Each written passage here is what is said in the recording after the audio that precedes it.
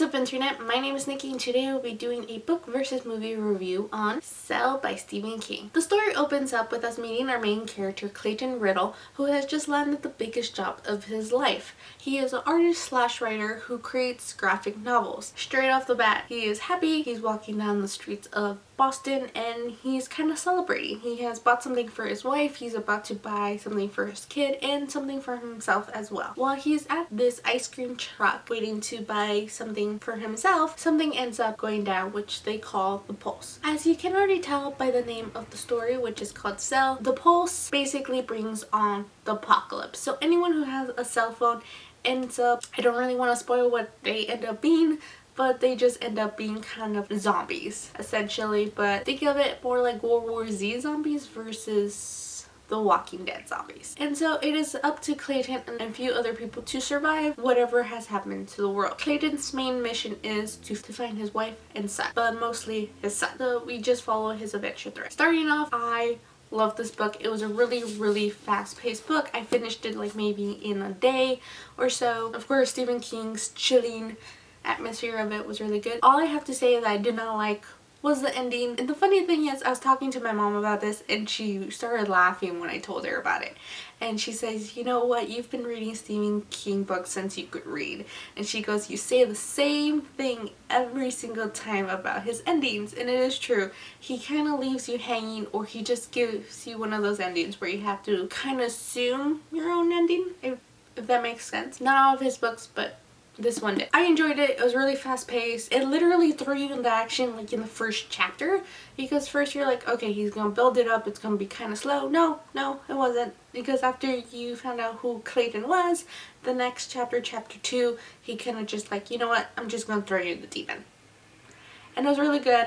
I liked it. One little thing, I don't know if anyone has read this book or knows anything else of Stephen King's work, but I got a little feel that he was talking about the Dark Tower series. I think that's what it's called in this book, because I'm pretty certain that the Dark Tower series was turned into a graphic novel as well. And I feel like he was kind of like hinting, I also have a graphic novel kind of thing. Stephen King has this thing of just making their main characters some form of writers or illustrators or something like that. So if you enjoy sci-fi slash apocalypse books, I suggest you pick this up because it is a fast read. Even though it looks really thick, I promise it's really fast. If you didn't already know by the title of this video, or if you're not really into Stephen King, that Cell was actually turned into a movie. It was supposed to come out July 8th, and I went to the movie theaters to go watch it. I don't know why. I did not look up the movie times and see what was playing, but it wasn't there. I ended up going to see something else. So I came home kind of disappointed, because I'm like, wait, why wasn't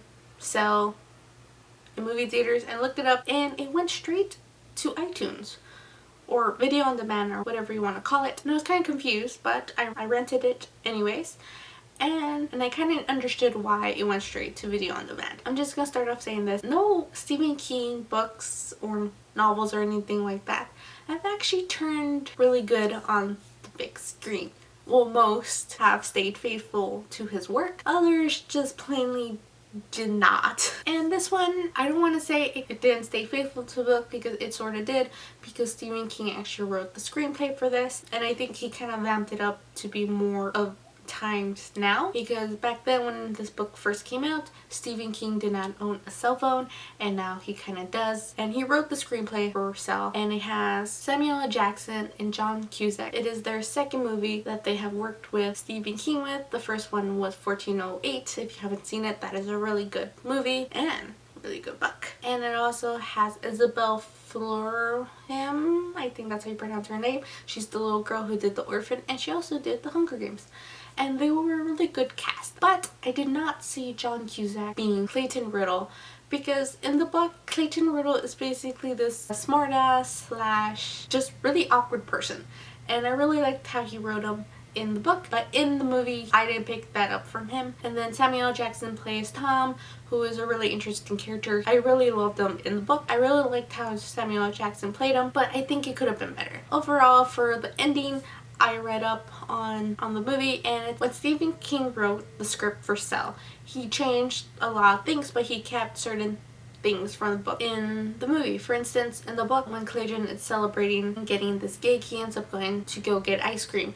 In the movie, he doesn't do that. He starts off by going to the airport to catch an earlier flight to get home to celebrate with his family and see his son. But we do end up seeing the ice cream truck later on in the movie. The one thing that really got me was the ending of the movie, which was, why couldn't they keep it the same as the book? I read up on it and it said that he basically changed it because there was a lot of people who did not like the ending of this book, and I kind of understand why, but I thought it was good as it was because it kind of just kept you thinking and you kind of hoped for the best. Overall, Cell was a really good movie by itself. The movie is really good overall when it comes to kind of like being like a survival kind of movie, and it keeps you on your toes a little bit because you don't know what's gonna happen. If you read the book, just remember it's loosely based off of it. So not everything will be in there, but there will be little pockets here and there that have references to the book. That is it for my video. I hope you enjoyed. If you read the book or seen the movie, tell me what you thought. Did you think Stephen King did a really good job with the screenwriting? And please, no spoilers. Don't want to ruin it for anyone who hasn't seen or read it yet. So give it a thumbs up if you enjoyed. Subscribe if you want to see more. If not, that's cool. I will be uploading every few days. And okay, I'll catch you later. Wabam!